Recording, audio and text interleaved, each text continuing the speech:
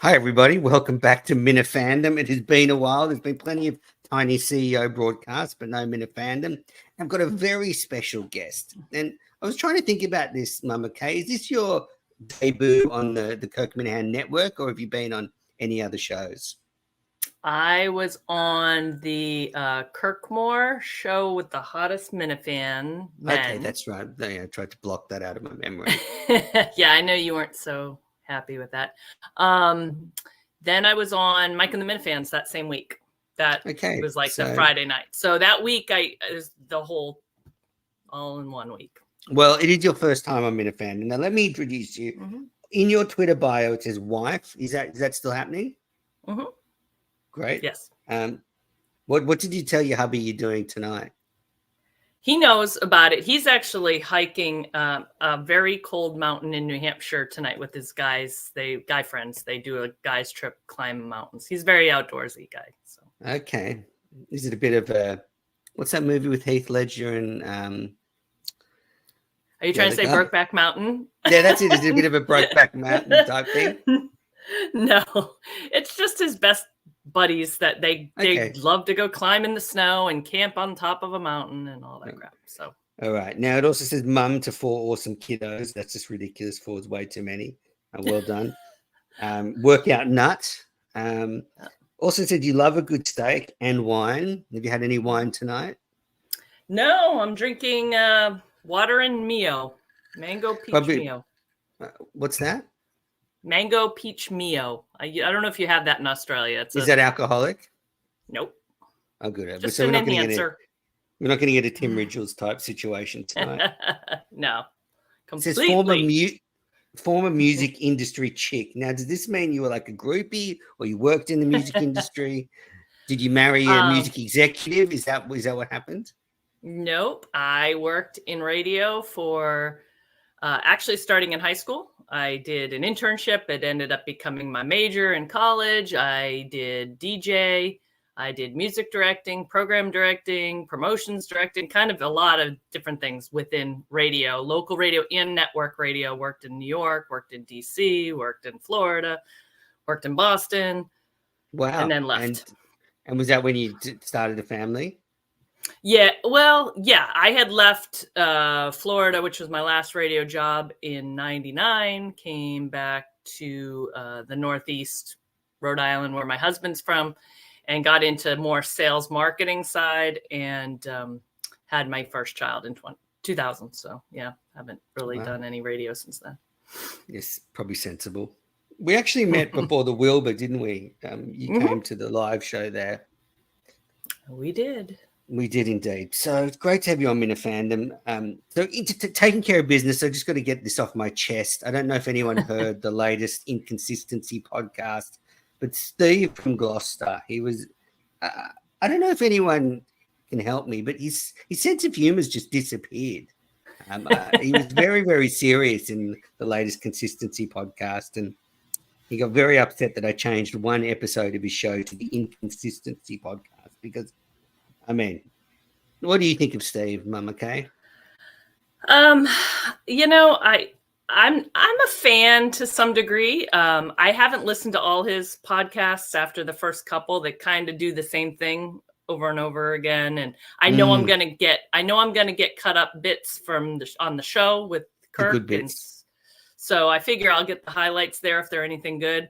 But you know, he reached out to me way back before he sent his letter and did his first podcast and asked, I don't know what, it was when he was reaching out to everybody. And he asked me my opinion and I said, call into the show, because he kept just reaming a list of things, what he was mad about, Gus mainly. And I just said, hey, call into the show. Like, you have a beef with Kirk, call in, don't be a chicken. And then he didn't want to. That's when he also had his stuff blocked. Everybody was blocked. And then he dropped his podcast. He got the little buzz from that. And then Kirk had him on the show and he was off to the races. But yeah, no, he makes me laugh. But yeah, I don't know whether he's going to burn out Kirk, welcome. I don't know. We'll see. But I don't listen to all his podcasts anymore. I just kind Very of get the sensible. highlights. I think I can tell the views have kind of dropped off as it's become completely more self-obsessed. And yeah, that's interesting because who didn't he message then? Like everybody I have on this show, he messaged to get their opinion. Very strange. But yeah, so he's also, and it's a little bit of a job ad here, he's actually offering to pay a producer. So Mama Kay, if you want to get back into radio, this could be a way in. But I said to Gus he should take the job. Steve's, he said he'll have an envelope ready for any producer that helps him produce the show, because at the moment all Steve does is record his podcast on his phone and send it to me. So he has no technical skills. All right, so that's taking care of business. If anyone finds Steve from Gloucester's sense of humor, can you please return to sender? All right, Kira. So let's start. I guess my first question is, how have you emotionally taken the devastation of your good friend Gus leaving the show, and by extension, Trung, I guess, being out now? If Gus goes, so does Trung. I know you spend a lot of time with those guys at the bowling alley. Not a lot of time, Menners. A few times I visited. It is literally... You're like worse than Kane. No, I literally live 1.5 miles from there, and I'm always in that area.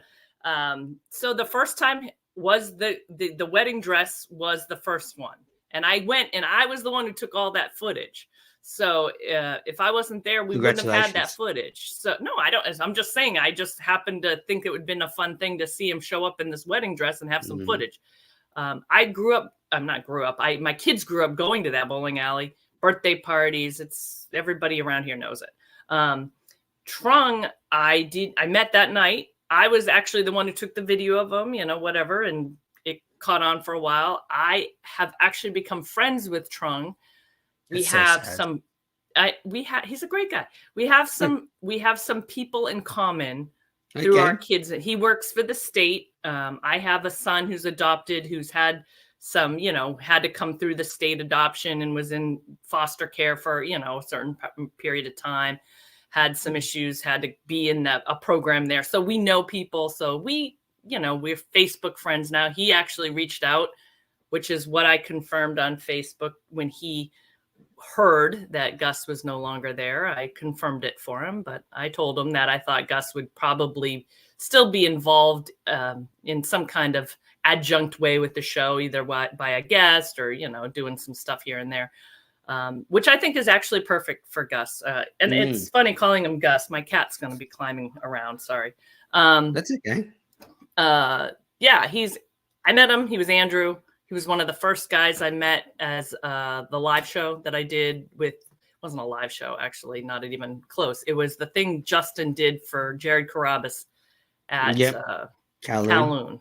So I didn't know anybody. I went kind of on a whim. I grew up there. I know the Kowloon, so I figured if nothing else, if I go and it's a dud or I don't feel comfortable, I can just go see my friends down the street. But met a bunch of guys. The first time I got there, I met Lauren. I met that kind of first core group of minifans that I ever met were there, including Andrew, Tim and Canton, Kevin from Bristol, who lives right around, the road from me too. So it was great. And that's why I kind of always had a soft spot for Andrew. So you probably have to keep your doors locked if Kevin's nearby. Wait, I'm going to be driving to Delaware with them. So I must trust them enough.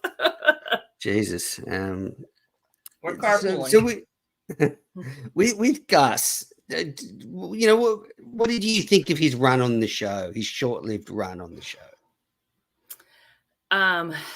Gosh, I was a big fan, wanted him to get the job. I thought the dog collar thing at Saga was probably the hardest I've ever laughed in and around the show. I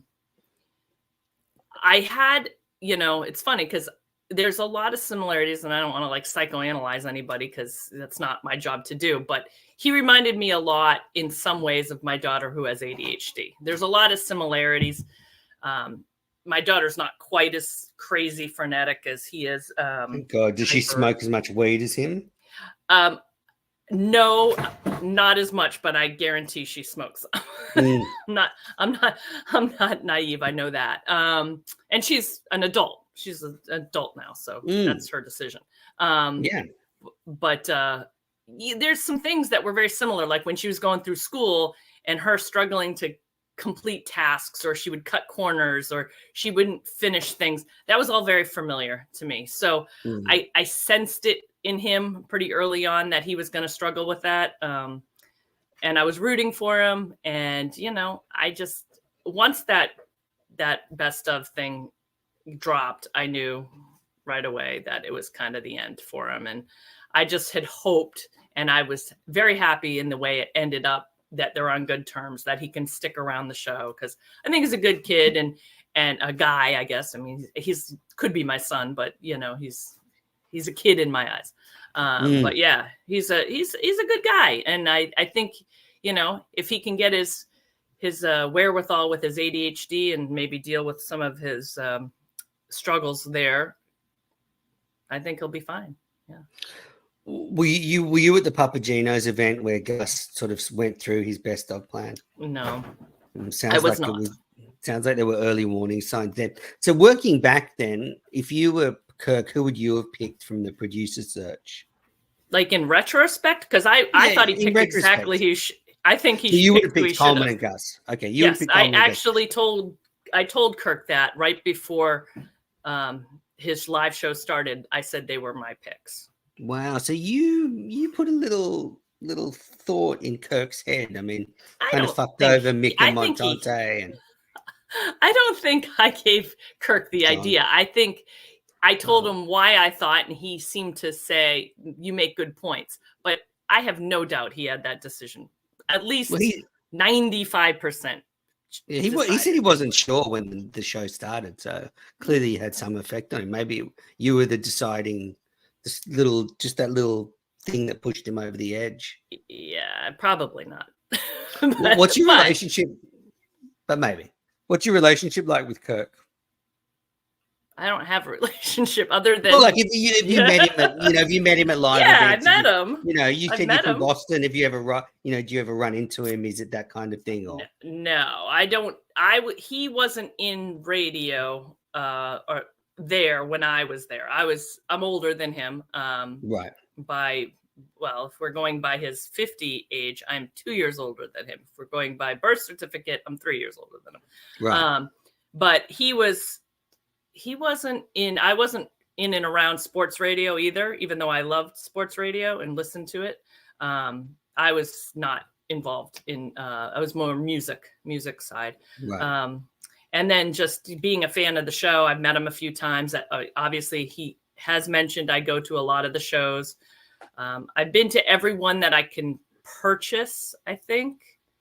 Like the winning ones, I haven't been to them all. I didn't go to Magnolia. I didn't go to the first Madawaska. I had major FOMO, which is why I went to the next one.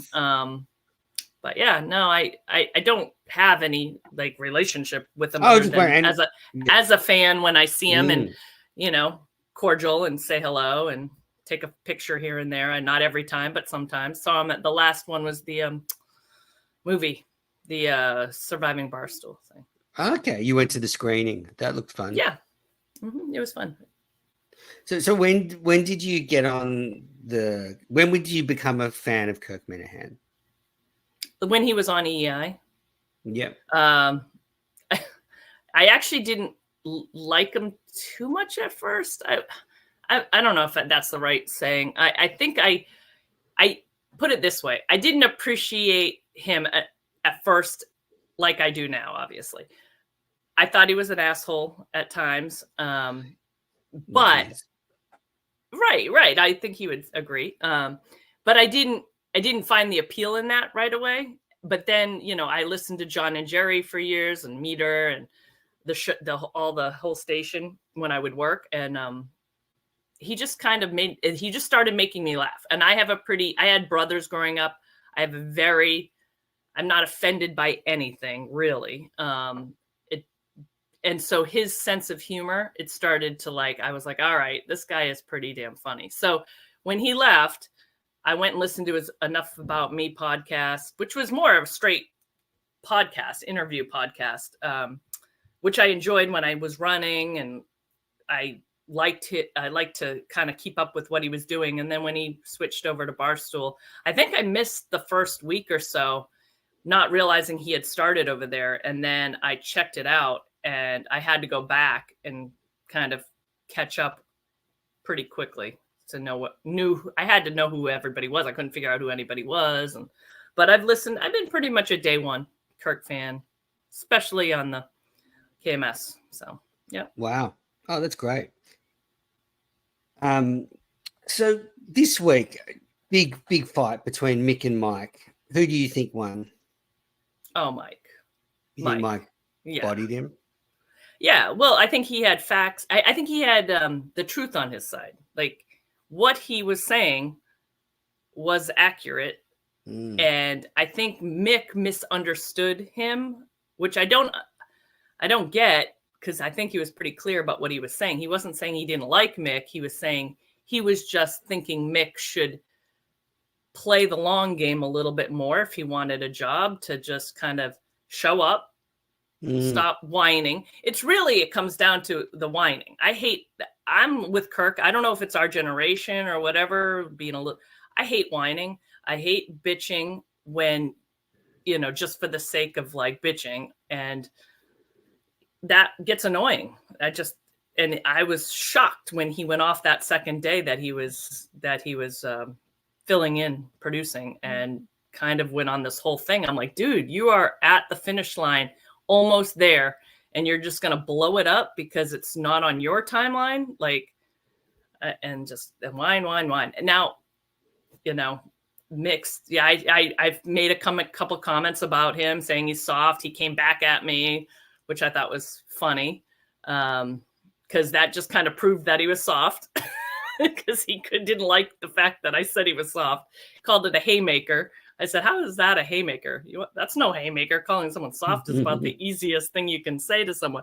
But, he reached out, said, we're just kidding around, kind of whatever. And so it's fine. When people do that. But Mike won that battle in the studio. Yeah. 100%. I mean, I think a few things. Firstly, I think Mick's anger towards Mike was misplaced. I don't think Mike has ever really talked down to Mick or been an asshole to Mick. So I didn't get the anger.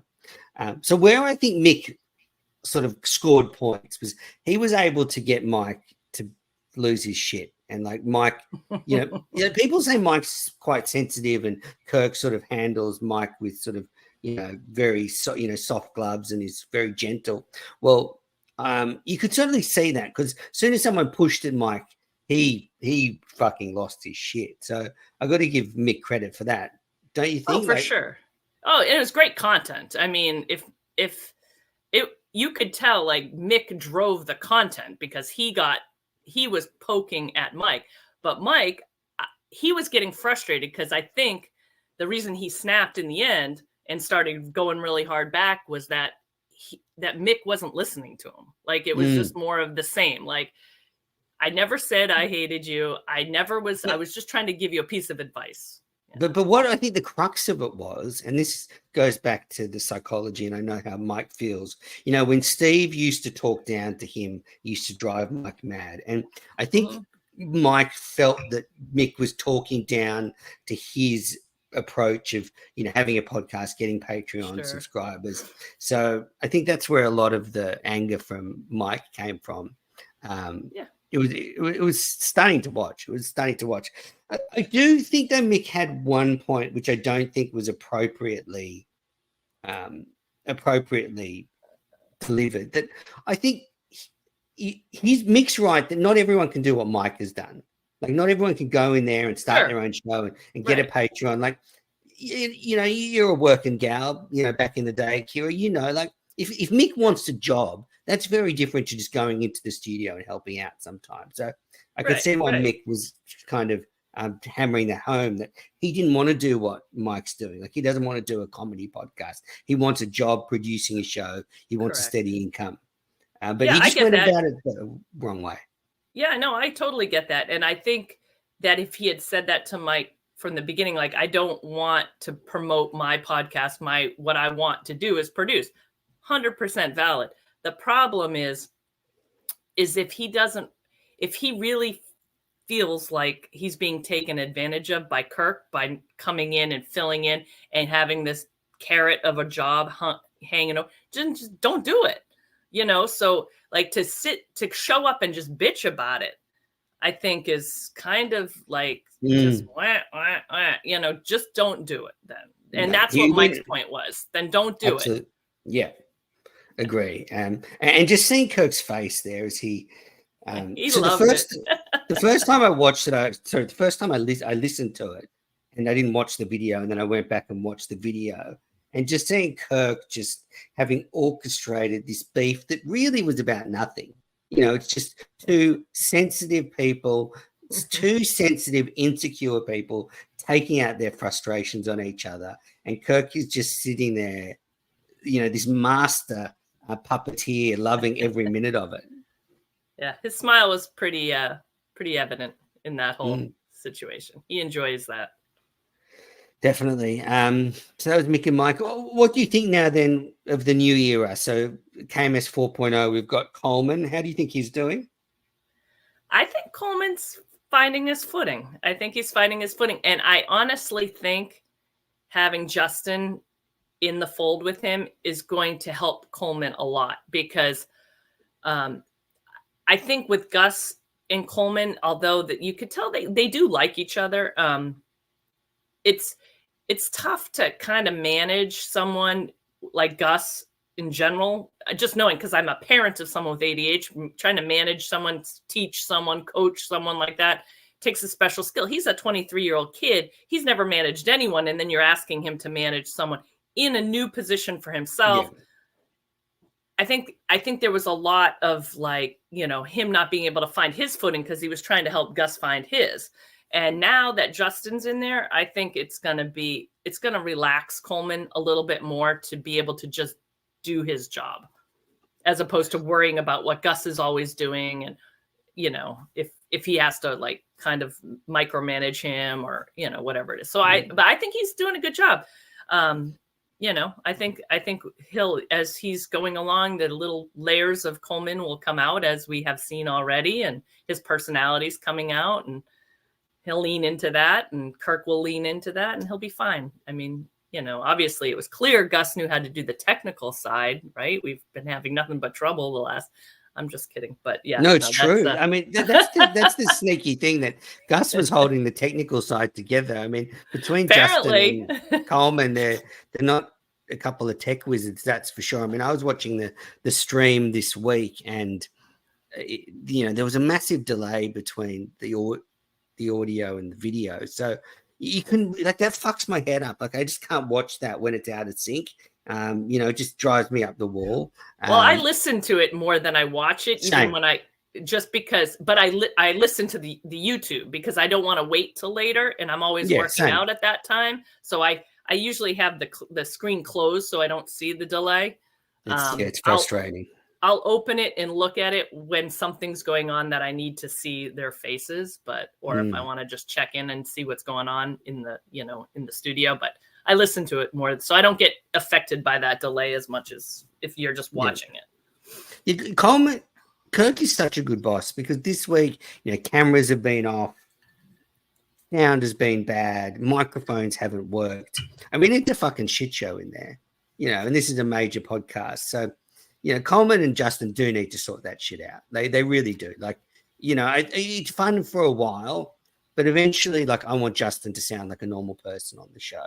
I thought he was better today. I thought it was better. Yeah, it's still not off. Still off for me. Well, you know what? Frustrating, Mama Cake. I dabble in this myself, and if I was closer to Watertown, I would just go in there and help them. Oh yeah, you'd have that place ship shape. I'm sure of it, manners.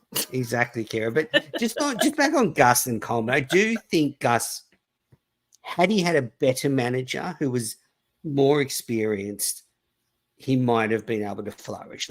I think, and you might know this from your daughter, sometimes you just need to give very short, clear instructions to people like that and keep them accountable. And I think on them. I think the fit was the problem with Kirk wanting him to be the idea guy. And someone like Gus is like, you tell him what to do and he'll do it. But just pounding him every day of saying, what do you got? What do you got? What are you doing? And once it's in Kirk's head, it seems like he said this. I'm not putting words in Kirk's mouth. He's actually said this. Once it's in his head, he focuses on that and just picks. So I feel like that once that started, it was over. Yeah, I agree. But yeah, he's a task guy. You give him a task, he'll do it. Yeah, if I'd have been managing Gus, when the show ends every day, I say, okay, here's 4 things I want you to do, and I give them to him in an email, and they're all written down, and I'd say, I want them done by 5 o'clock today. And that's how you sort of get someone going. But just back on Coleman, I agree with you. I think he's doing a pretty good job. I think he's learning. He's good on the drops. He's pretty steady. He's pretty steady. He doesn't get ruffled too much. But Kirk said something a long time ago, back from EI days. He says, all producers lie. And he is so fucking right. Because I thought Coleman was an honest guy, but the more time goes on, the more lies just seem to come out. I mean, there's the hiring the intern without telling Kirk. There's the time they were locked out of the studio. Now, I actually think if you're locked out of the studio, the producer should say that on the show. I mean, that's content. Col N or Steve would have said it. So, Coleman kept that a secret. He kept a few other little things a secret. He kept the fact that he gave some of his bonus a secret to Gus. I mean, that's a bit more private, so I can see why he didn't say that. But Coleman, like all producers, he's got his the locking out of the locking out of the studio. I think that happened so early on that Coleman realizing that should have been a content thing on the air is something that's like him learning. Like I think if that happened today, it would be different. He'd have probably tweeted about it first, and then, it would have been on the air.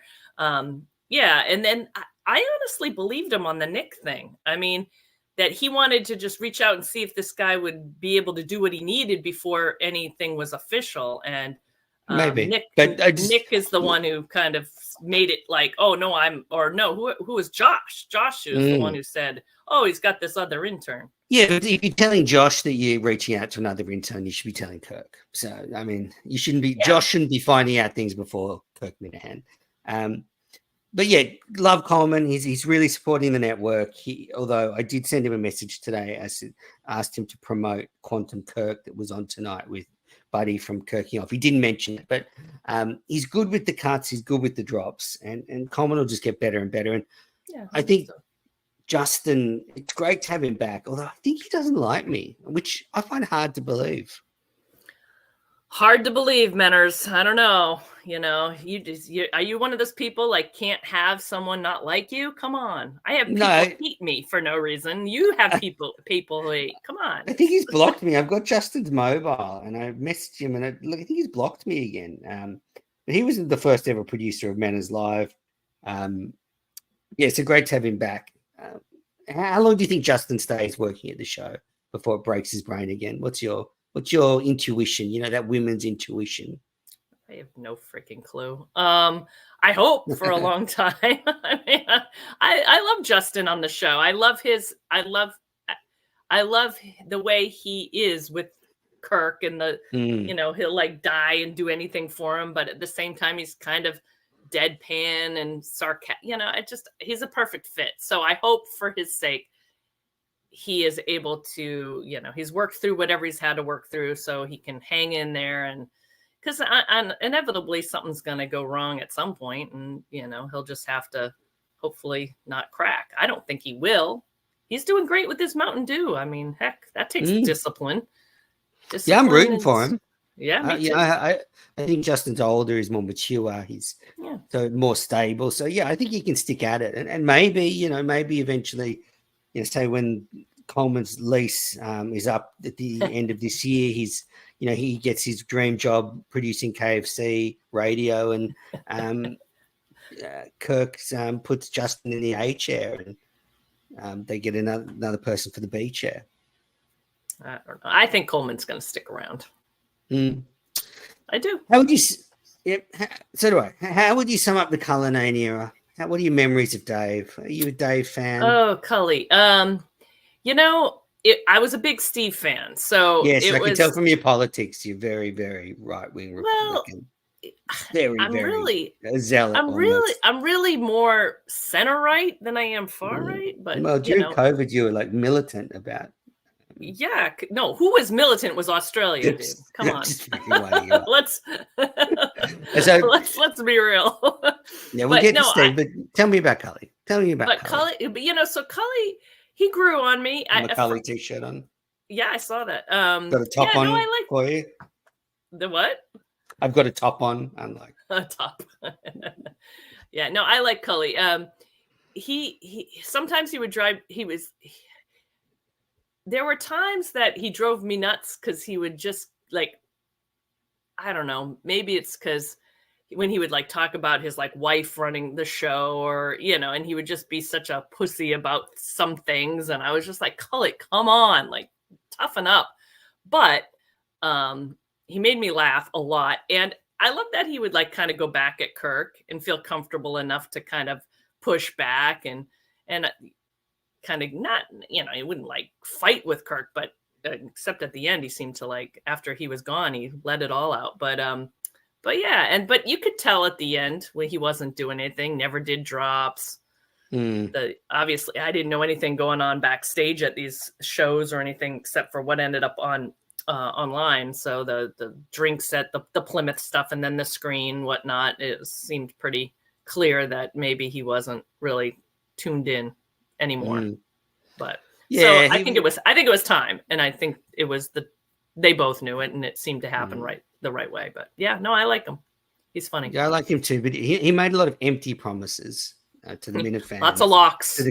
Lots of locks that never happened. Lots of ignored the network. He nice guy, but very self-involved, very self-obsessed. I think what Dave Cullinane wants is the Dave Cullinane show, not the Kirk Minahan show. Well, he's doing his TikTok thing. That's right. I think that suits him. Absolutely.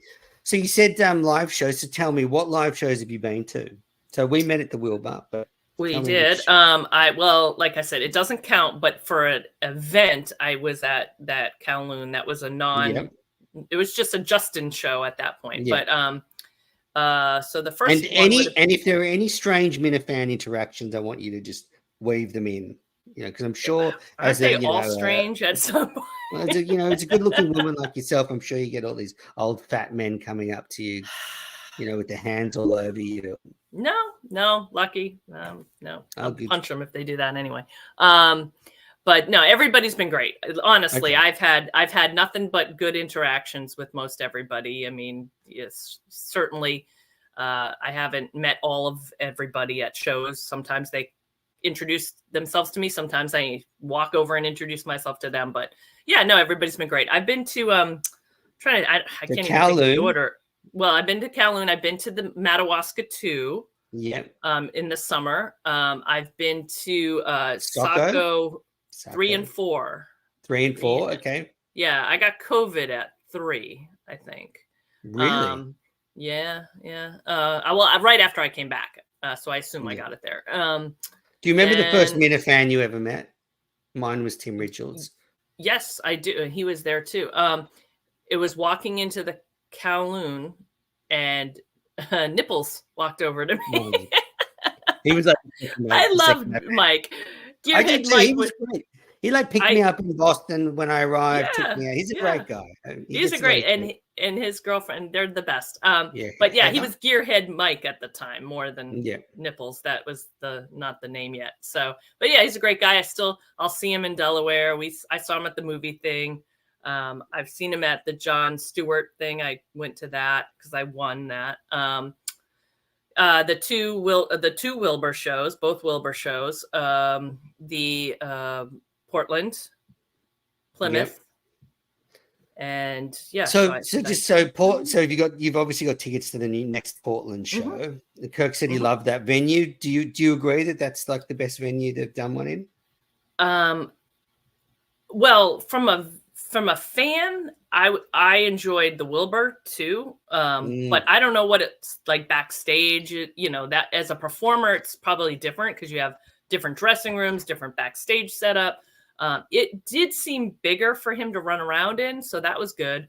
I would say the Portland show was pretty crazy fun. Like that was a good time. But the Wilbur, both of the Wilbur shows were also fun. The second one was even crazier. Like they were great. Time. Yeah, I loved both those shows. And Plymouth, how bad was it? You know, there's enough distance now. It was just throw shit on them. They deserve it. So here's what I'd say.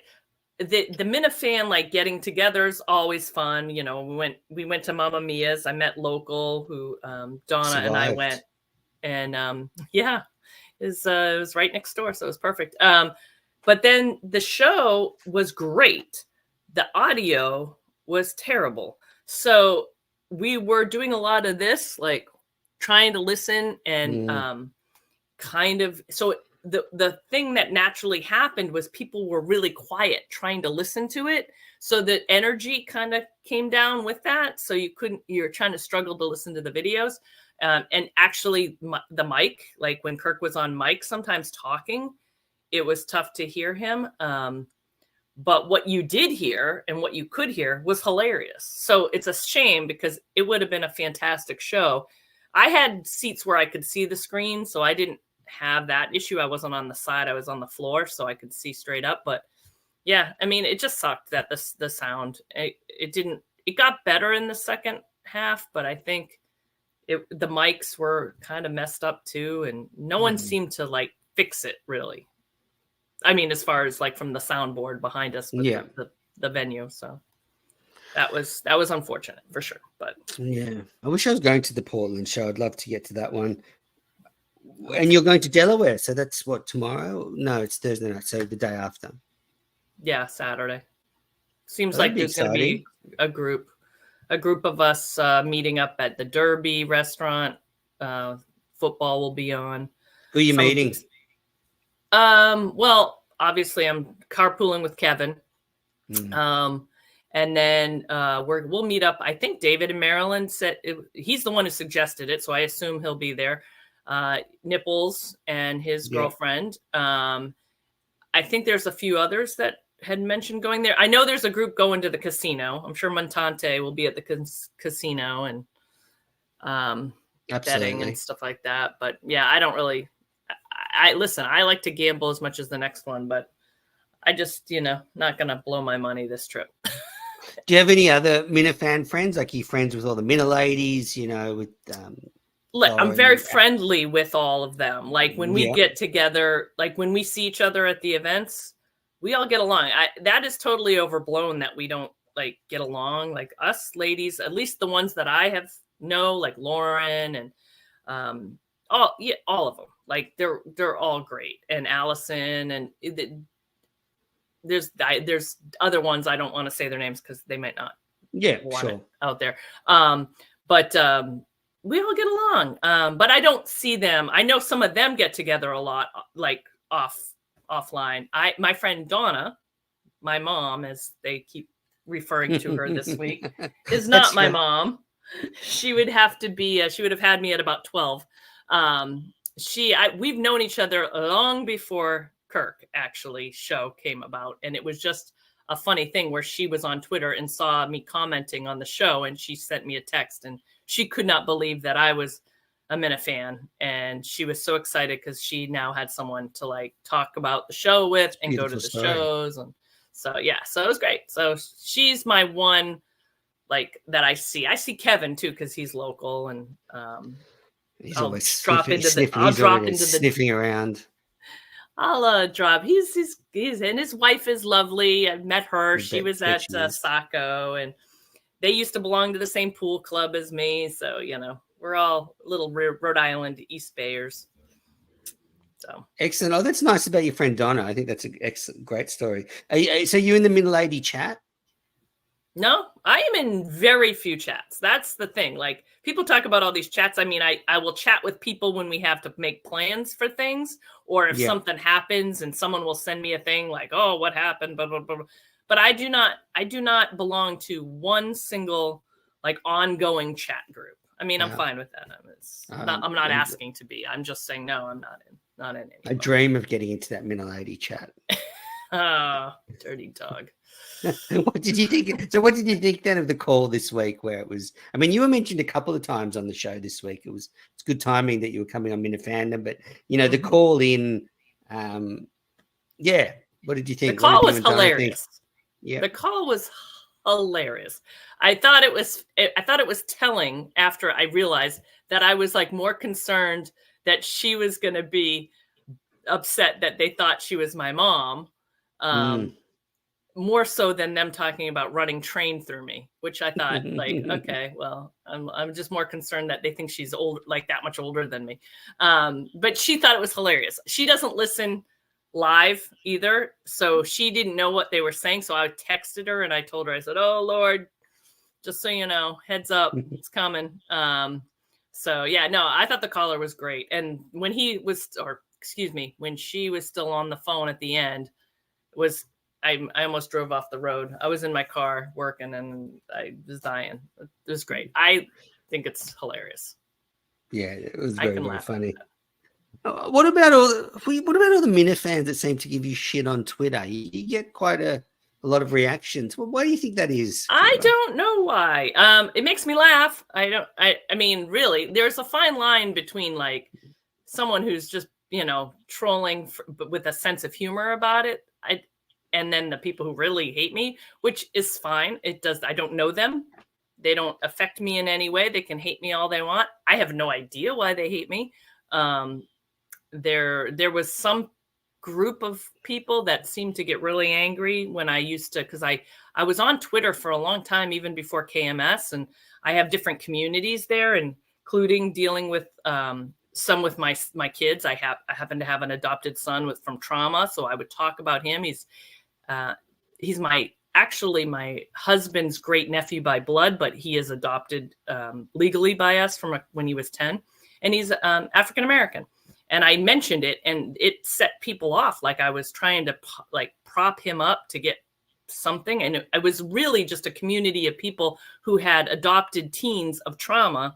And I would talk with them, and it would come up into conversation in my tweets. And I got a lot of blowback from some Minifans about that. I tried to have a conversation with a few of them to explain that, but they didn't seem to want to listen. So I was just like, whatever. So I blocked a ton of them because they would just go after me all the time about that. And if there's no humor attached to it, and if you're talking about my kids, like I'm fair game. I'm out there putting myself out there, obviously. I'm a big girl. I can take it. So, whatever. I don't care. It makes me laugh. A lot of it is stupid. A lot of it is funny. I mean, the memes and all that crap make me crack up. So I'm okay with that. That's fine. I'll go back at you. Yeah, absolutely. Well, that's a beautiful story, about adopting, your husband's great nephew. That was, so I guess you must have been as irate as Kirk was at Jerry Callahan's comments about adoption. Yeah, I thought it was really stupid, but I also know that sometimes Jerry doesn't think before he speaks. So he probably wasn't connecting the dots between situations. I'm not letting him off the hook. I thought it was ridiculous too. But but at the same time, I've been called worse and I've had worse things said to me. So I just don't let it. Yeah, you seem like you've lived a pretty exciting life. You've been around a bit, like being in the music industry, you would have seen a few things. But have indeed. But just well, maybe we'll go there. But just looking at your Twitter profile, what comes across to me and what would drive Minifans nuts is that you look happy, you look well put together, you look like you've got a nice life, and 80% of Minifans would just be jealous. So I think when people give you shit, it's because they think, oh, that bitch is fucking happy, and I am pretty happy. Yeah. Yeah. I use the KMS world it's a pure escape of fun. It's all about fun. I know Kirk hates fun. You know, he always says life's too short to have fun. I think that's his thing. I think that's hilarious. But I'm the opposite. I'm all about having fun. It is my fun escape time when I'm in the world of KMS, on Twitter, or at the shows, or doing any of that stuff. You know, when I walk away from that, I deal with some real world shit a lot. So, you know, it's kind of so that's why when people come at me, that's like, whatever, some of it doesn't bother me because I've dealt with shit that's a lot worse than being called names or whatever, made fun of. But if you're going to come for like that guy who did the fake account, which was fine, of my husband, but when they start doxing my kids, oh yeah, it was a short-lived thing. But doxed my other daughter and her boyfriend. It was kind of, at that point, I'm just like, dude, you know, can you let it go? Yeah, like, leave families and jobs alone. In the Minifan world, leave families and jobs alone. It's pretty simple, you know. I agree. Have fun. You can be a cunt to people, but just do it to them. You don't have to do it to their family or get them fired. Yeah, they have enough trouble trying to figure out what the hell I'm doing with these, you know, with the show and around the show. They don't need to be dragged into it. That's why they don't, you know. Exactly. They're not online doing anything. So just, stop freaking pulling them into it, will you? Indeed. Now, I want to get into the listener questions, Minifan World stuff. Have you got one story that jumped out at you from your time in the music industry? You got one you want to share with us? I interviewed Kurt Cobain 2 weeks before he killed himself. Okay, well, that's a pretty fucking good story. Yeah. I was working at Westwood One at that time. So I was doing a lot of interviews of artists and celebs when they would come in, and we would basically just stock interviews, so we would cut it up for shows later. It wasn't live. He was pretty strung out. Yeah. What was he like? He was not the easiest to interview. You had to like kind of come at it about 5 different ways to ask the same question to get him to answer it. And, you know, we needed to just get some clips that we could use of some answers so I'm like thinking of the way the script would be written with questions, so I could just pull an answer, get enough of that and let him go. Cause you could tell he was, but you know what? He was dead 2 weeks later, and we didn't end up using any of that because at that point it was going to be, we can't just say like, oh, we're going to do the best of modern rock. Here's an interview with Kurt Cobain. He just killed himself, you know? So. Wow, that's a good story. Yeah.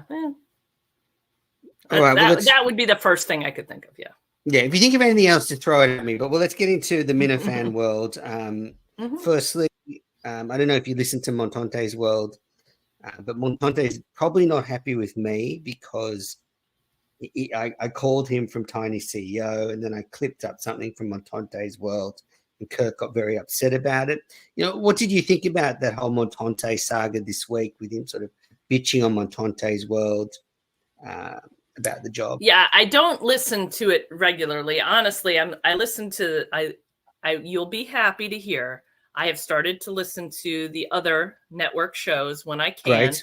Yeah, that's some very good ones. A lot of times when I'm driving for work or working out, if I don't have a KMS to listen to, I'll throw on a Kirk Moore or a Quantum Kirk or a Mike and the Minifans and Minifandom. I'll listen to those. Tiny CEO. So, maybe I should do a workout. I've listened to both your Tiny CEO. I should do a motivational one where it's just for people working out.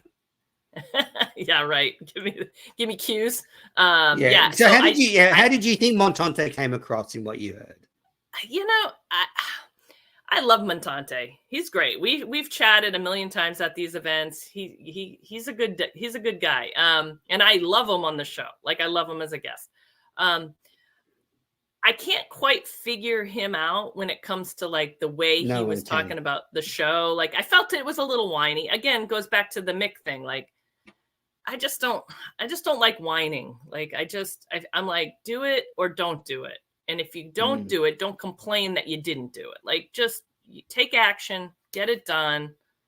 It's just kind of the way I am. So anytime I hear like, I mean, it's okay to have a bad day and like vent. That's fine. I'm not saying everybody. I think that's what it is. It up, but I think so it might have been that.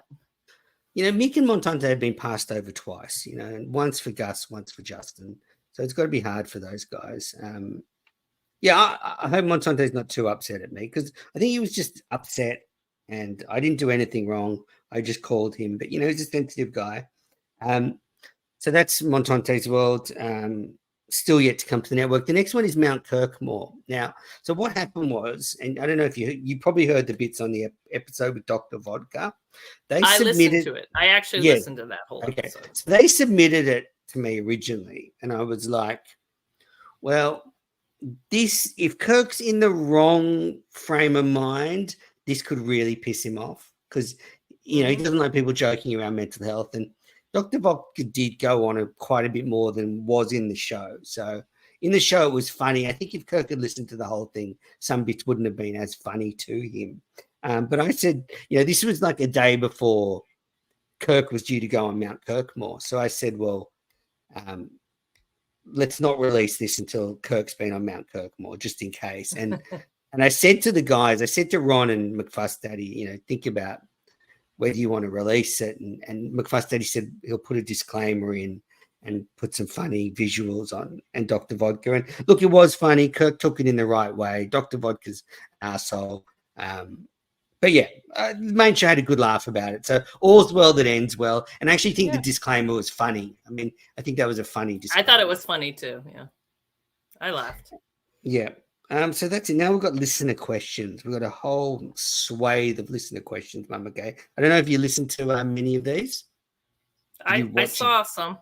Okay. I saw them when they were coming up. Right. So we've got Ted Sarandis. Would Mama Kay consider doing humanity a favor and delete her Twitter? He hates me. I have no idea why. He's just a dickhead. He just hates me. You screw off is what I'll say. You don't like my Twitter? Block me. I don't give a shit. Get over it. Yeah, Ted's the worst. The absolute worst. I mean, I didn't do anything to him. I had nothing against him, but he ranks me last on everything. Yeah, you know what I think it is? I think it's his politics. If you go look in his Twitter thing, he's pretty far on the left, which is fine. My best friend is far on the left. We can get along, but he's got that. I think that's why he doesn't like me. If I were to guess, I don't know. I also think he's a misogynist and a chauvinist. So I think it's a female thing as well. Next question from Ted Sarandis. Would it be fair to say that the emergence of the rundown has elevated the network to unprecedented heights? Ted, absolutely not. You are just talking fake news out of that stupid fucking mouth of yours. The rundown has joined the network because they can see this is a fucking freight train to the moon and they want to be part of it. So absolutely not. Squid, this is for you. How long have you been addicted to alcohol and clout? That one made me laugh. Hey, listen, I like a glass of wine. What I put it in my bio for a reason. I do. Every day?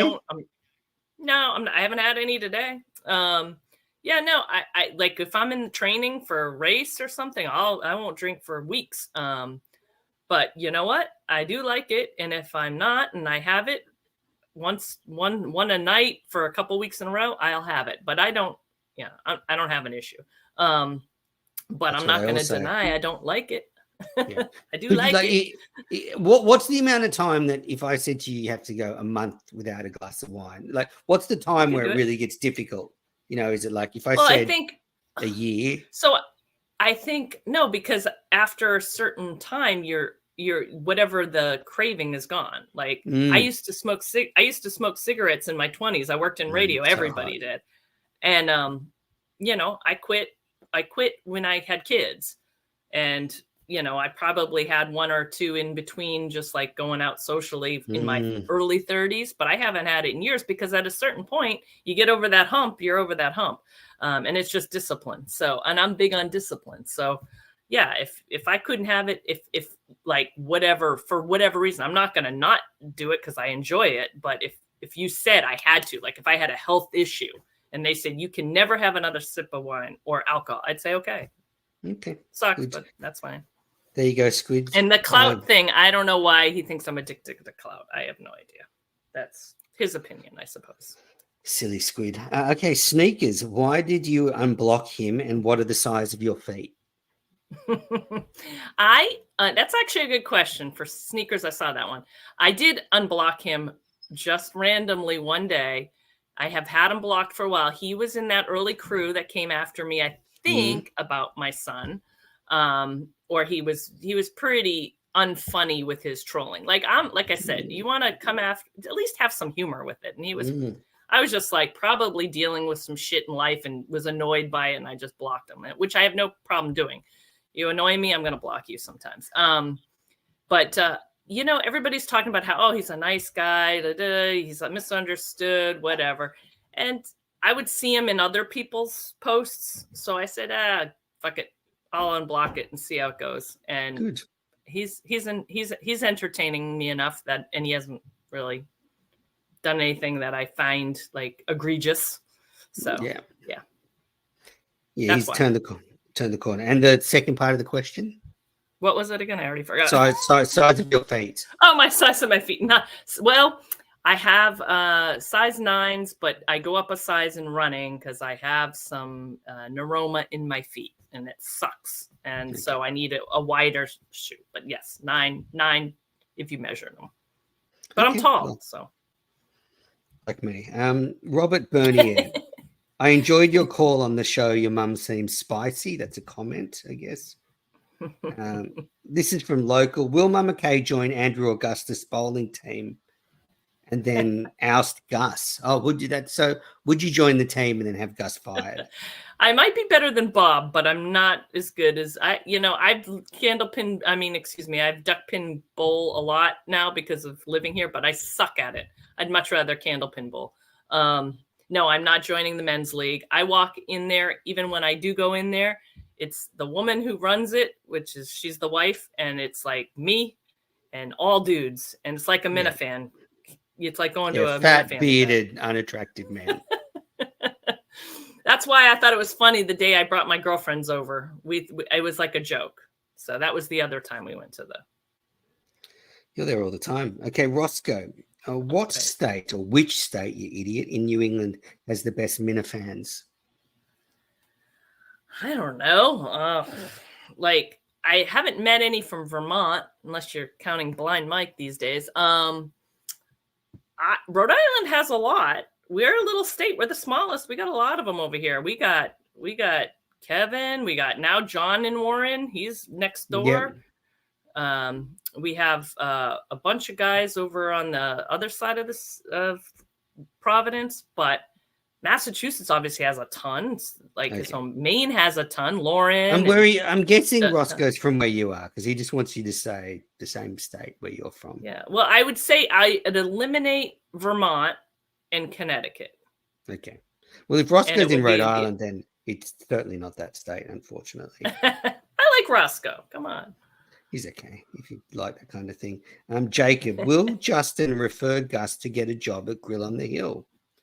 Interesting. I think, funny. That'd Gus be Works. good. I mean, like if Gus could, get a part-time job producing the Consistency podcast and, get a job either a Grill on the Hill or a dispensary, maybe you can make something work. I think he should go work the Shack and do this Gus Works video. I think that would be funny with the ladies. Do you have a house cleaner? Me? No, Yeah. I wish I did. I have one of those shark robots. Does that count? That just goes by and cleans up the hair on the ground. I know. I wish I did. Anybody want to come do it? You can do it. Yeah, Gus could do it. Slip 20. Okay, Michigan Man, what is your favorite show on the network and why is it the rundown? What is your favorite show on the network, Mama Kay, of all the ones you've watched?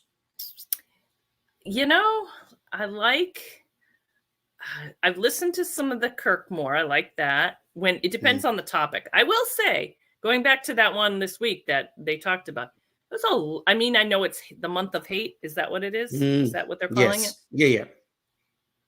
Which is fine, but there is a lot. That was like, it's a lot of freaking hate and anger on that show sometimes. And I just want to be like, everybody fucking smile. It's not this serious. It's a show. This is why people hate you. This is why people hate you, because you're happy. You're level-headed. You're level-headed, happy, stable. I just wanted to be like, dude, this is a show, like, relax. It's not that big, but I enjoy it. I guess that's like my outlet to get that shit out in my life. I think Mike, because Mike and the Minifans is good. I like It's an when institution you take the now. calls. It's an It institution. is. I like Mike and that the Minifans. one. I like that Okay, one. good. I think Favorite it's show, like Mike and the Minifans. topic dependent. Yeah. Topic dependent and guest dependent sometimes. Yeah. Yeah. Michigan Man, I don't really have a favorite show on the network. I just love them all. I like to support everybody. It certainly isn't the rundown, though. Okay, Julie. This is from Kirk Seamus Millihan. Julie, tough question here. She seems nice but attention starved.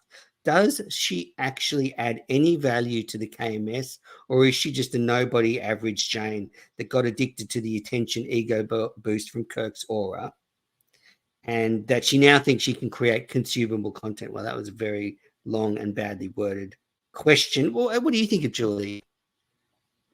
I have nothing against Julie. I don't know her. I have passed her at events and said hello, and it's just been very like hi, and that's about it. I don't know how she worked for the show, how that went. Like, I'm not Kirk. I don't know any inside the whatever the Sacco show seemed. She worked on that. It seemed to go very well. I don't know if that was because of her or not. On the show, I enjoy her. I get that, maybe she's not super crazy, like quirky, like have a huge personality, but I feel like sometimes it's okay to have that kind of more subdued third chair or whatever, fourth chair in this case. Yeah, I have you ever nothing go against Julie. Would I ever go in? Yeah, if Kirk's like, let's get someone else in. Yeah, Okay. Probably I would. I wouldn't be opposed to it. That would be fine. I think that would be it would be fun if I was partnered with someone who was probably a little bit a little more whatever Out there, I guess. Yeah.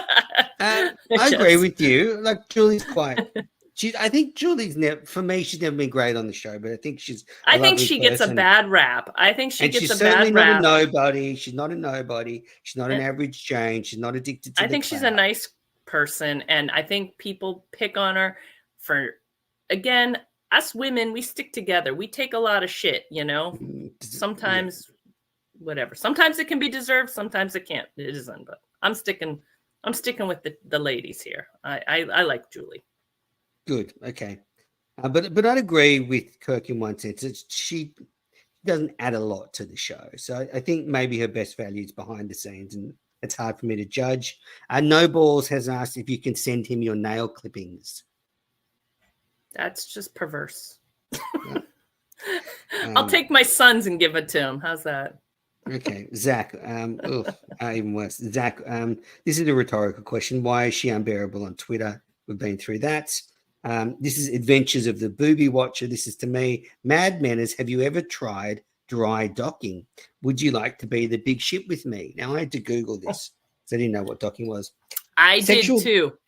Sexual docking involves one partner placing their penis within the foreskin or prepuce of another person's penis. Essentially, this allows the penis to be rubbed or stroked through the foreskin, providing a novel form of sexually stimulating oneself or one's partner. Booby Watcher, I've never tried. Two penises there? You lost me. Okay, two penises. Right. So I put my penis inside the foreskin of Booby Watcher's penis. That's what he wants. Whatever floats your boat. And then you rub or stroke them through the foreskin. Anyway, sounds very complicated. No, Booby Watcher. I've never tried it, nor would I like to be the big shit with you. But I like learning things, so I'm glad we got to learn something today. I thought they were just talking about boats. So no, they weren't. Unfortunately, they're sick fucks. Kirk's Mike, do you think you'd be better than Julie at the crossing the I's and dotting the T's job? Well, again, I don't know how well she's done because I'm not there. Just from what you know. Just from what you know. I don't know because all we know is what freaking Cully says. So I can't really. I would need a full I don't know. What I know is not that, and this is by no means saying I want to do this, because that ship has sailed in my life, but that's what I used to do. Okay. A lot of my job So was yes, you would do a better job. Cross the T.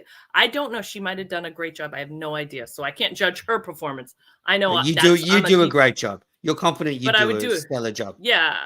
Yeah. I'm a detailed oriented OCD kind of personality. Okay. So yeah, that would be good. Exactly what that show needs. They should get you in there. This is from Nathaniel Green. Were you upset at Mick because it's actually Ativan, not Xanax? I gave him shit for that. Was it Xanax and red wine? No, see, it's never red wine either, except in sangria. It's always Sauvignon white. Blanc. Sauvignon Blanc. No, Chardonnay? Pinot Grigio. I can imagine. But I've never taken. Australia does great wines. Yeah, I bet. I would like to try an Australian wine. We don't get much of it around here, so you have to bring some when you come. Ativan, I maybe took one Ativan in my life after my dad passed so I could sleep. So I've never taken any of those other drugs. Melatonin to sleep now. I've taken Ativan once or twice before. It's quite good. And last question, please ask her if she shaves her cunt. I tidy it up. Questions. Good, great. I tidy it up. Excellent. You didn't have to give me an answer, Kira. You're too polite. I just asked these horrific questions. All right, well, that was it. We survived the listener questions. Yeah. So we just wrap it up with my pop culture segment dedicated to Red's dead parents. So I'll go first with what I've been watching on the internet, on the streaming services. So I just finished Platonic. I binged that with Seth Rogen and Rose Byrne. That was on Apple TV. Very good. It's great. It's very funny. I went to the same acting school as Rose Byrne, so I like seeing her do well. And then I started watching a show called Monarch on Apple TV, and about 3 episodes in, I was just like, this is boring. So I switched to a spy show called Citadel on Amazon Prime, which is pretty trashy but very entertaining. If you want something to just pass a few hours, Citadel's good fun. What about you, Kira? What have you been binging? Grey's Anatomy? No. I am not a chick show kind of, not many of them anyway. So if it's not sports, like before we got on this, I was watching the Bruins game. I watch a lot of sports. I do see you tweeting about the sport. Yeah, I'm a big sports fan. And Liverpool. Is it Liverpool Football Club? Is that what I saw? Yes. Is that through John Henry? Oh God, no. In fact, John Henry, I have to have like cognitive dissonance that he's like even the owner. I have liked Liverpool since before they owned, going way back to probably early Steven Gerrard days, because he was my favorite. I actually got into them because the "You Never Walk Alone" song. Yeah, my dad, that was like his favorite song. And ooh, bless you. Did I get the mute in time so you didn't hear it? I don't know, but it was really funny. I wish someone did screen grab that. Well, I'm about to the video will be released, so someone will. Don't worry. Someone please grab that. That was. But I don't think you heard it, which is good. No, I didn't hear it, but it was funnier actually being silent. Anyway, so the song reminded me of my dad. It was a song, and so that was why I got into them. But if I'm not watching sports, so right now my husband and I are making our way through what is 10 seasons. We're on season 8 of Blacklist, which I love. Okay. Great. It's finished up this year in real time, but went back to the beginning. I'd never watched it, so that's a good one. Blacklist, never seen it. That's James Spader.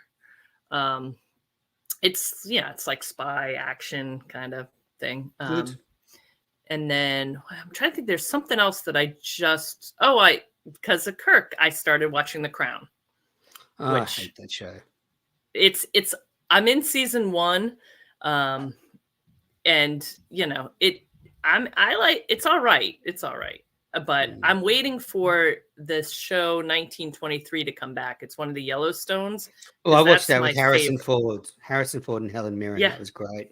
That's Yeah, fantastic. that's the best of I think, of the Yellowstone series. I love that one. So Did you watch the latest one, Bass Reeves Lawman? No, I have There's a not. new one. There's a new one. So there you go. Bass And Reeves it's a Yellowstone? Yeah, absolutely. It's set in the same time. It's about the No. first African American marshal, I think. Oh, but it's not related to the history of the Yellowstone like the other ones are, like the family. I don't know the way it interacts with that, but it's by the same makers, set in the same time. Oh, okay. Yeah, I'll check it out. I mean, like I said, because of sports being on all the time, I usually only have one or two shows other than that going. Because then, like, I'll watch like a Netflix. I watched Chappelle's special the other night, which was awesome. What do you think about Red stealing jokes from Chappelle? I mean, one thing. I heard something about that. Yeah, like one thing the network can't be is people stealing material from other creators. So that was about the rap artist moving from Baltimore. Literally, he just pulled this fucking comedy bit word for word from someone. It's here's it just the makes funny you wonder part. how much of Red content is stolen. Sorry, go on. Well, I said I had actually heard Red say it on the show before I watched Chappelle's, and then when I was watching Chappelle, stole it. No, I literally was like, this is freaking familiar. Like, I've heard this joke before. And then it dawned on me that was the Red joke that he got busted about stealing, which I didn't pay attention to that whole, like, when that whole thing broke, I wasn't really I didn't pay attention. But as soon as I heard it on the Chappelle, I was like, oh shit, yeah, that's it. That's the same exact joke. Yes, dog. But Right. The special was great. The special was great. It's awesome. Good. Well, that was it. That's it for Minifandom. Red's Dead Parent segment is over. Kiri, thanks for coming on. I love talking to Minifans about the best podcast on the planet.